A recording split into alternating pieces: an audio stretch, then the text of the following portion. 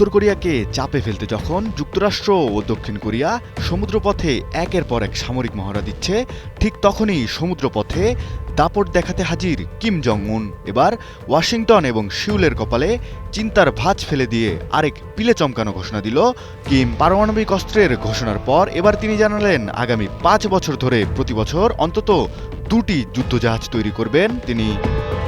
বেশ কিছুদিন ধরেই কেন জানি খেপে গেছে উত্তর কোরিয়ার সর্বোচ্চ নেতা কিম জং উন। শত্রুর ঘাড়ে নিঃশ্বাস ফেলে দিচ্ছেন একের পর এক বিধ্বংসী ঘোষণা। সম্প্রতি উত্তর কোরিয়ার ক্ষমতাসীন ওয়ার্কার্স পার্টির বৈঠকে তিনি জানান, শত্রুপক্ষকে বাগে আনতে নিজেদের পরমাণু শক্তিধর রাষ্ট্র হিসেবে প্রতিষ্ঠা করা এবং তা ব্যবহার করা ছাড়া পিয়ংইয়ং এর সামনে আর কোনো পথ খোলা নেই। এর ঠিক পরেই যুক্তরাষ্ট্র ও দক্ষিণ কোরিয়ার সামরিক চাপ মোকাবেলায় আগামী 5 বছর ধরে অন্তত 2টি যুদ্ধজাহাজ তৈরির নির্দেশ দেন তিনি।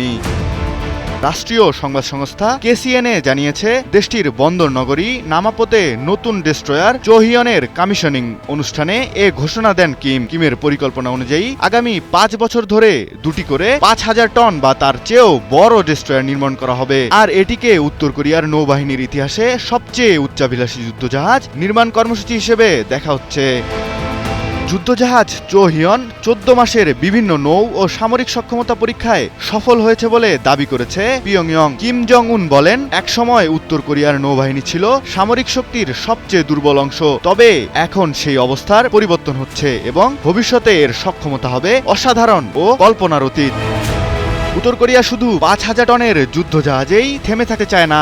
দেশটি ইতোমধ্যেই 10,000 টন ওজনের আরও বড় কৌশলগত যুদ্ধজাহাজ নির্মাণের পরিকল্পনার কথাও জানিয়েছে।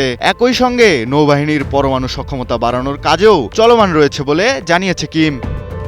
বিশ্লেষকদের মতে সাম্প্রতিক বছরগুলোতে ক্ষেপণাস্ত্র ও পারমাণবিক কর্মসূচির পাশাপাশি সমুদ্রপথে সামরিক শক্তি প্রদর্শনেও জোর দিচ্ছে উত্তর কোরিয়া। নতুন ডেস্ট্রয়ারগুলো ভবিষ্যতে পারমাণবিক সক্ষম ক্ষেপণাস্ত্র বহন করতে পারবে বলেও ধারণা করা হচ্ছে। যুক্তরাষ্ট্র, দক্ষিণ কোরিয়া ও জাপানের সঙ্গে চলমান উত্তেজনার মধ্যেই কিমের এই ঘোষণা নতুন করে উদ্বেগ তৈরি করেছে আন্তর্জাতিক মহলে। প্রশ্ন উঠেছে, পারমাণবিক শক্তির পাশাপাশি সমুদ্রেও কি নতুন শক্তির ভারসাম্য গড়তে চাইছে পিয়ংইয়ং? জিয়াউল ইসলাম জিসান, নিউজ 24।